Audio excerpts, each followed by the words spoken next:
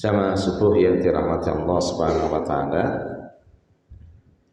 agama dengan segala apa yang dibawa di dalam agama itu mengajak manusia ke jalan yang lurus, mengajak kepada kehidupan yang maslahah, damai, aman, tentram, dan juga menghasilkan satu tatanan kehidupan yang benar-benar indah dan mempesona.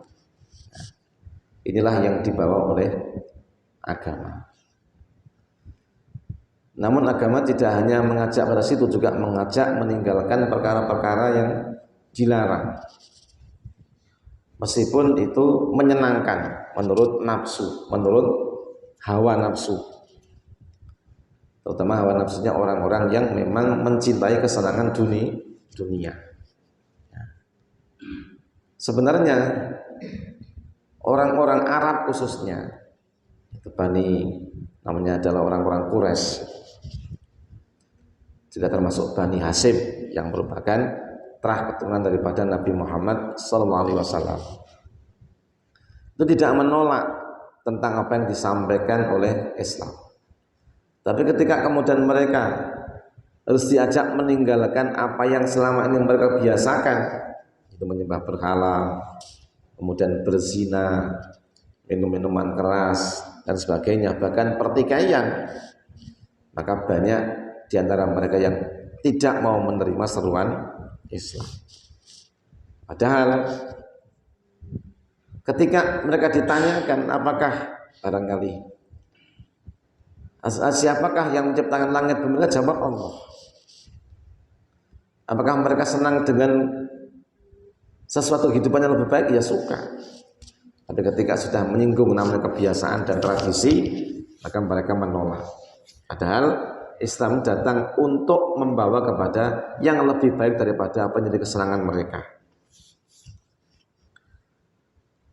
Orang-orang Arab disebut dan orang-orang jahiliyah, suka berperang, bertempur, adu kuat, single sitik, emosi, lesu, sehingga perang di antara kabilah itu sudah menjadi kebiasaan. Paten-patenan itu wis biasa, bak hidup koboi, ada serip, ada rampok, nah, tapi tidak imbang. Apa zaman sementara ono keamanan ya sono, tapi namanya kekuatan untuk maksiat jauh lebih besar daripada kekuatan untuk berbuat taat atau berbuat maslahat. Maka Islam datang, meskipun dari pertama Islam datang itu tidak begitu cepat perkembangannya, karena harus merubah tradisi yang ternyata sampai Nabi pun akhirnya juga diembargo, bahkan sampai hijrah. Inilah awal mula daripada kembang Islam itu. Kemudian datanglah Nabi ke Madinah. Di sana ada kabilah yang menerima kedatangan Rasulullah SAW, yaitu kabilah Aus dan kabilah Khazraj. Kabilah yang menerima dakwah baginda Nabi Muhammad SAW. Dan sebenarnya kabilah-kabilah itu adalah kabilah yang bersekutu, yang juga kadang-kadang bertempur di antara mereka. Belum lagi ada Bani Nadir yang beragama Yahudi. Bani Quraisy itu juga demikian. Ada kelompok-kelompok yang suka bertikai di antara mereka. Islam datang memberikan pencerahan. Akhirnya khususnya adalah Khazraj dan Aus yang semula juga tidak rukun, maka dengan Islam akhirnya fa'alafa baina qulubikum. Allah kemudian melembutkan, merukunkan hati-hati di antara kalian. Karena innamal mu'minuna ikhwah, mukmin itu bersaudara. Jangan sampai justru malah dengan Islam bukan semakin bersaudara, tapi semakin bercerai-berai. Dan Islam datang mempersaudarakan. Nah, prinsip Islam. Jangan sampai akhirnya justru malah kita ini gara-gara beda pendapat, beda persepsi, beda pemahaman, malah justru bercerai-berai. Pada masa Nabi itu yang bercerai-berai menjadi rukun dan bersatu. Tapi nampak sekarang ini justru banyak yang bercerai-berai goro-goro itu paham, itu pendapat. Yang memprihatinkan. Islam datang itu mengumpulkan balung-balung yang pisah, menyatukan kabilah dalam tatanan satu akidah, satu syariah, kemudian juga dalam bimbingan akhlak yang karimah.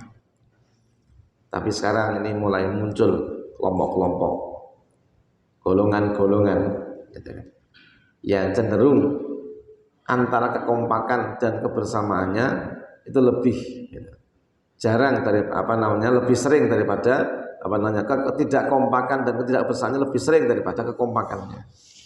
Dalam mesti nama dewi itu terus mengambil jalan yang dibawa oleh Islam. Apa? Udune wong beragama itu rukun,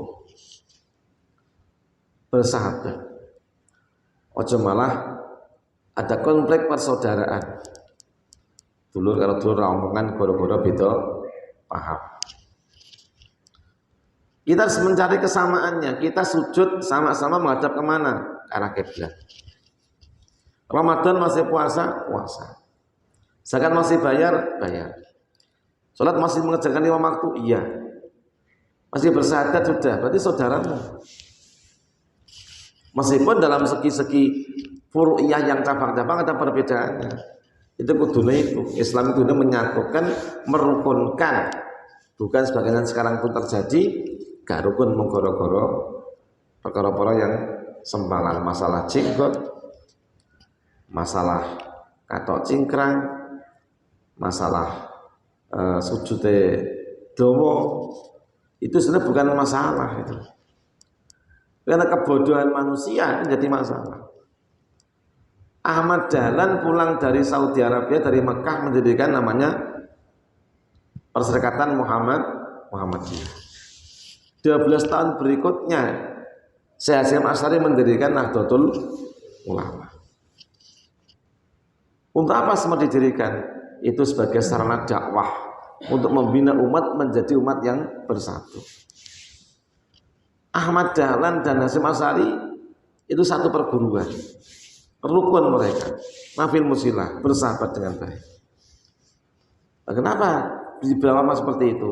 Karena kebodohan. Wong nek pinter itu justru malah pikirannya lapang, hatinya jembar. Ojo nganti duwe kepinteran mung sithik membuat hati jadi sempit. Antara orang yang pakai jubah atau Anda pakai sarung atau pakai batik, pakai jenggot atau ada jenggot, itu hanya masalah-masalah furu. Aksesoris lah bangsane gitulah, saya paman gitu. Wong lamben kan ana sing senengane aksesoris bentuke ngono. Neng jane sing diklambeni asline padha awake, padha badane. Tapi kadang-kadang hawa nafsu dan juga bujuk rayu syaitan itu membuat orang tidak menjadi rukun. Ada tujuan Islam itu merukunkan semua manusia. Sebagaimana suku Aus dan Khazraj yang semula enggak rukun, itu dengan Islam menjadi rukun. Fa'alafa baina qulubikum fasbahtum bi ni'matihi ikhwana.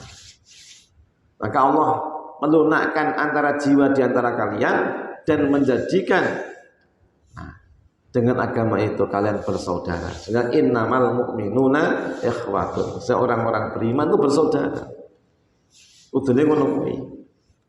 Maka bila sekarang kita melihat banyak perselisihan, itu kembalikan kepada masa dahulu. Yoto coba jelengen.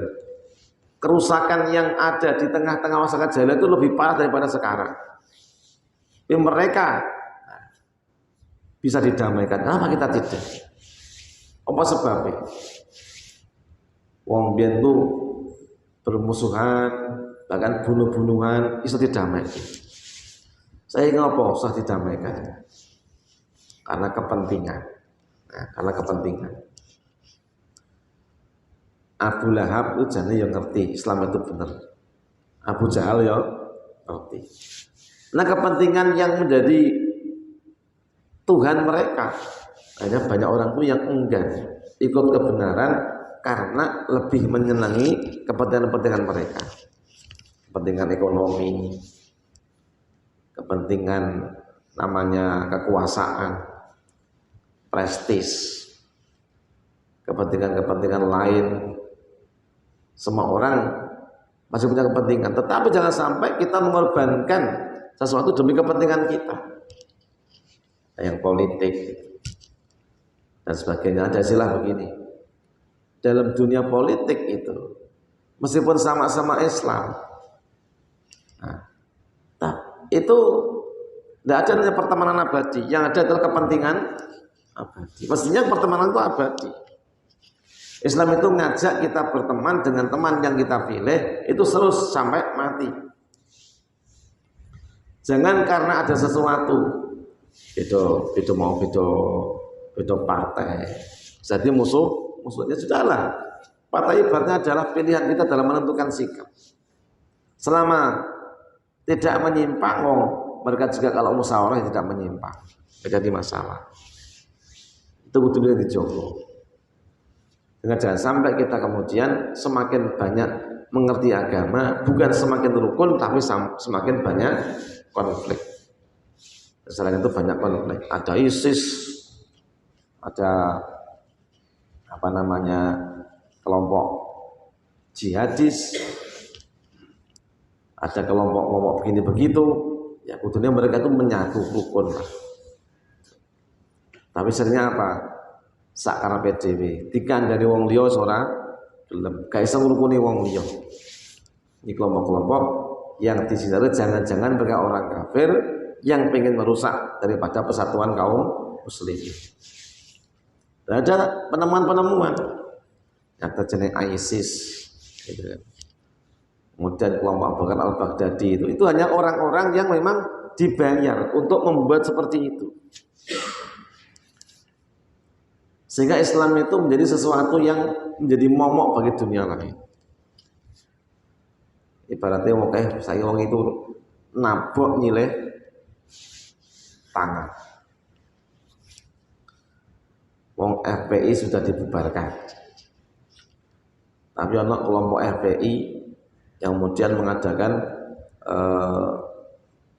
pagelaran atau penggalangan di sebuah tempat. Nah, nggak mungkin kalau FPI dibubarkan itu mendirikan lagi. Mesti ono wong sing punya kepentingan memakai identitas FPI untuk merusak kaum muslimin, kan begitu. Wong kafir itu ada mengatakan Islam itu politik identitas, loh. Kan mereka juga punya identitas masing-masing. Nah, kadang mereka tidak adil. Karena kepentingan kadang-kadang bersikap tidak adil. Bodoh-bodoh muslime. Karena mereka tidak merasa beruntung kalau sampai ada kelompok yang begini tak bisa menerima. Mestinya berjuanglah dengan ikhtiar kita masing-masing. Yang tujuannya sama, lillahi kalimatillah, mengangkat tinggi-tinggi daripada kalimatnya Allah. Sekarang cenderung tidak. Ngangkat benderanya dewi. Orang bagaimana kita bersatu ngangkat bendera Islam kan begitu. Dengan kendaraan kita masing-masing, kita muliakan Islam. Jangan justru kita kehilangan visi misi memuliakan Islam, tapi hanya mau misi-misi untuk gede organisasi kita. Ini yang salah. Ini yang salah. Sing soleh mestinya adalah dengan kendaraan itu kita muliakan Islam. Ojo ngantek dengan kendaraan itu justru malah merusak Islam. Kenapa? Terkotak-kotak, rukun, saling menyalahkan, dan akhirnya ya orang-orang yang grassroots di bawah itu seperti itu. Karena nggak paham dan tidak memiliki banyak pengetahuan dan tidak memiliki pemahaman yang luas bahwa Islam itu intinya untuk apa? Untuk mempersatukan satu tujuan ke dalam surganya Allah Subhanahu wa Ta'ala. Jangan cuk-cuk, beda-beda mau cuk bismillah ya orang masalah. Kita ke masjid, di situ masjidnya Allahu Akbar, alhamdulillahirabbil alamin. Ini Muhammadiyah yang masjid ini. Padahal Riwayat yang ada itu adalah saham dari Abu Bakar Siddiq radhiyallahu anhu. Nek salat belakang nek salat beliau imam itu enggak pernah baca apa namanya jahri bismillah. Ya sudah, yang beda ya sudah, tidak usah jadi masalah. Oh, paman seperti ini, ya ikut Abu Bakar Siddiq sudah. Berikutnya, ketika masuk masjid, kemudian pakai bismillah, NU ini. Kapan Ibnu Umar jadi NU? Dan kapan Abu Bakar menjadi Muhammadiyah? Kan begitu. Nah, jadi jangan kebodohan kita itu menjadikan jelek Islam itu. Jadi apa yang diikuti oleh Muhammadiyah itu apa yang diamalkan oleh Abu Bakar Siddiq radhiyallahu anhu. Sing diamalkan Nahdien amalnya Ibnu Umar. Salat waca bismillah. Bismillahirrahmanirrahim. Nah, belum terus yang Sarah Saudi Arabia kan nyebutnya Wahabi, selalu gitu. Inilah kadang-kadang suara-suara luar yang menyebut tentang Islam yang dipakai oleh kaum muslimin sendiri. Jika Islam rukun, uniform itu hanya untuk tanda saja, bukan menjadi satu kebanggaan yang kemudian sampai membuat terpilah-pilahnya umat. Oh, sing hijau berarti itu NU, sing biru kuning jenenge Muhammadiyah. Mbok ya sudah, kita ini yang mau nyang Surabaya kan numpak bis itu bisa beda-beda. Numpak Eka ya teko, numpak Sugeng Sugeng Rahayu, atau numpak Mila Bismillah sejahtera. Namun di Bismillah sejahtera disingkat Mila.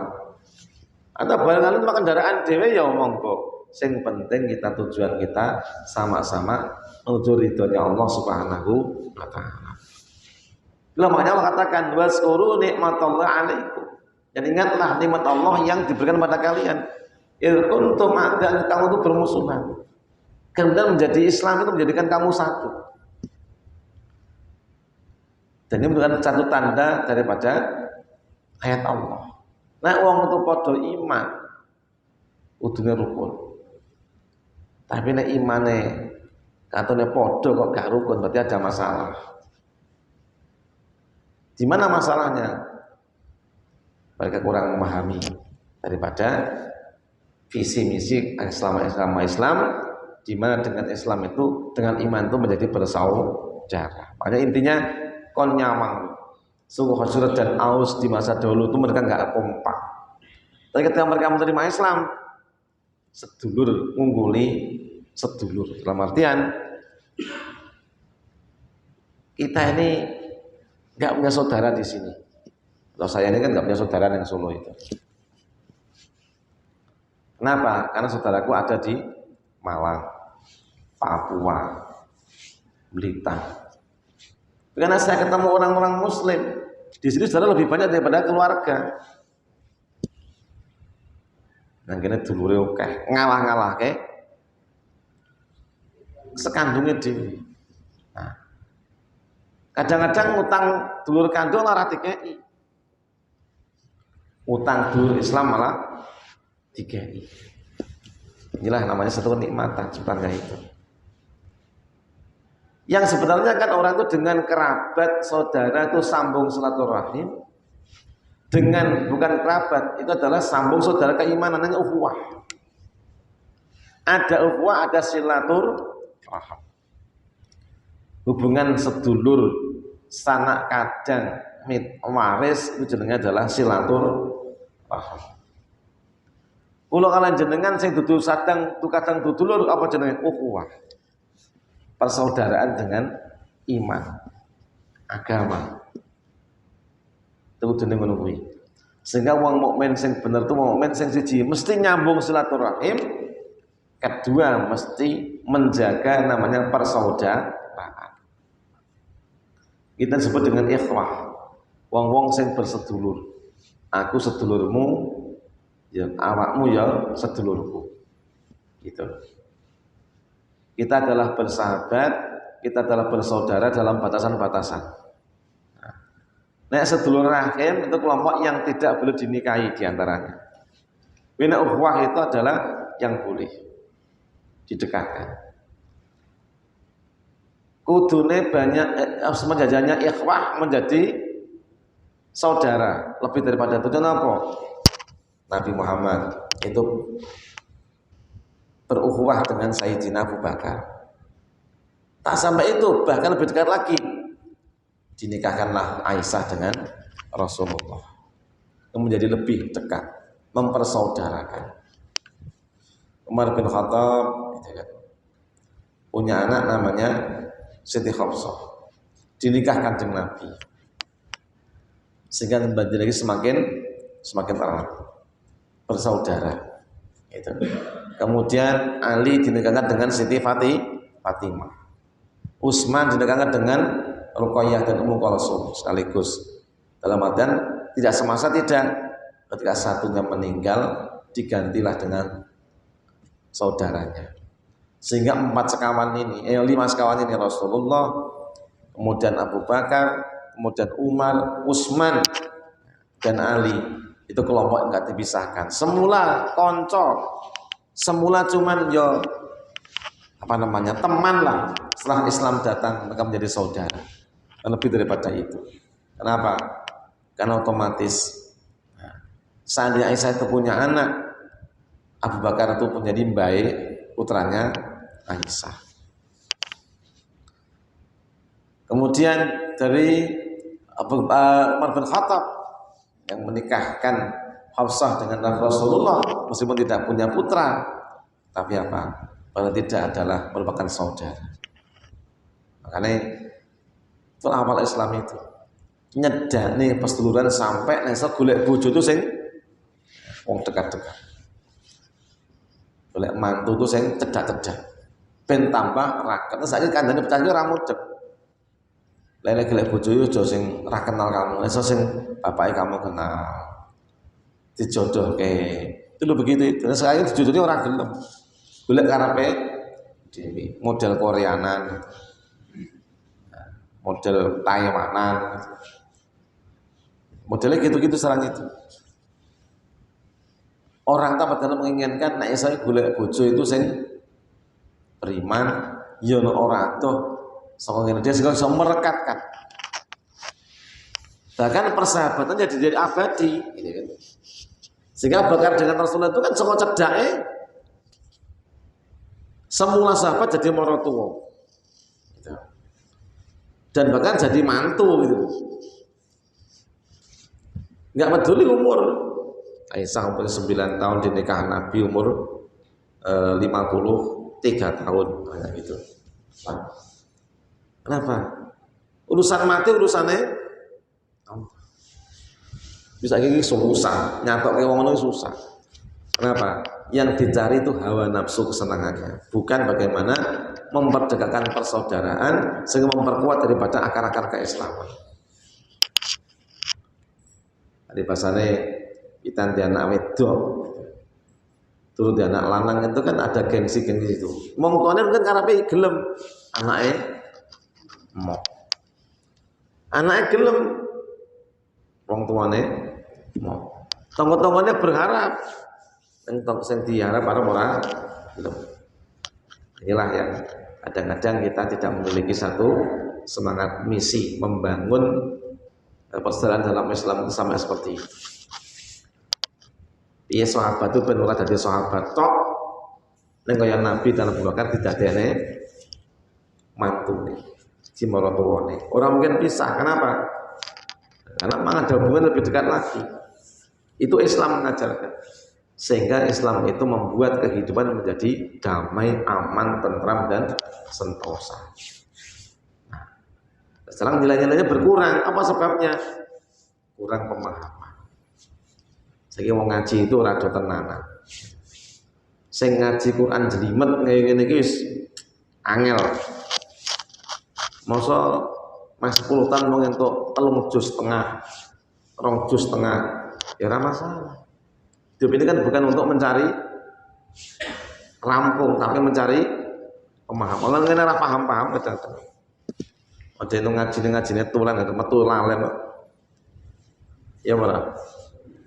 Metu ya lalen wis. Jadi bahasa apa mau lali. Nah, inilah yang terjadi. Inilah makanya di ayat yang ke-103 ini mengatakan pada kita mengevaluasi kira-kira dari wong mukmin selama ini sampai seberapa tingkat persaudaraan kita dengan agama ini. Apa do njaga pasedulurane dengan baik atau tidak? Kalau toh tidak seperti zaman Nabi mereka menikahkan saudaranya, yang penting dijogo jangan menyakiti, jangan mendolimi, jangan berpisah. Nah, banyak wong itu gawe status neng sosmed saya. Ada kayak istilah kau bagaikan pagar yang makan tanaman. Semula konco sahabat malah merusak. Nah, hubungan dengan konco entah merusak dengan hartanya atau bahkan dengan merebut calon istrinya dan sebagainya. Itu contoh-contoh yang mudah ditemukan sekarang. Zaman biyen ada sebuah kisah dalam Riyadhus Shalihin itu. Kan Nabi Abu Bakar pernah menawarkan Umar pernah menawarkan pada Abu Bakar supaya Hafsah yang janda itu dinikah oleh Abu Bakar. Dan dengan lembut Abu Bakar itu menolak. Kenapa? Ya, Umar belum tahu penolakan Abu Bakar itu belum tahu. Umar itu sempat marah. Bahkan wong yang paling didendami oleh Umar itu adalah Abu Bakar Siddiq. Kenapa? Menolak ngepek Hafsah. Itulah manusia. Sahabat itu saya jenenge menungso. Nah, ternyata Umar tidak tahu. Abu Bakar nggak mau cerita, karena rahasia. Ternyata beberapa saat itu pernah Nabi itu bertanya pada Abu Bakar tentang Hafsah itu. Dan nampaknya Nabi menginginkan menikah dengan Hafsah. Lah malah Umar nawak nek Hafsah kepada Abu Bakar. Tuh, nek muni iya piye diduan di hadapan Nabi kayak gitu tuh. Ya tak jawab iya mosok piye wong Nabi ya ngersak. Nah, nek arepe dijawab kan Nabi wae. Wong Nabi yo tahu ngecim kok gitu. Kan ya ora kepenak tuh. Mosok rahasianya Rasulullah disampaikan kepada Mas Umar menengah, Abu Bakar menengah. Nah, belah kejawab ketika kemudian Nabi melamar Hafsah. Lagi diceritakan setelah terjadi itu. Ilo, ngapa komen gak menerima, gak nolak? Karena memang dikesan oleh Kanjeng Nabi. Dulu zaman sahabat itu ada namanya menyimpan rahasia. Delikno. Gak wani ngomong karena ada sesuatu yang dihormati di antara mereka. Akhirnya Umar baru menyadari, oh ternyata Nabi itu ngecim Hafsah yang janda. Nah, sebelum ditawarkan kepada Abu Bakar, karena Umar orang ngerti. Jadi wong sing paling dinesoni Umar itu Abu Bakar.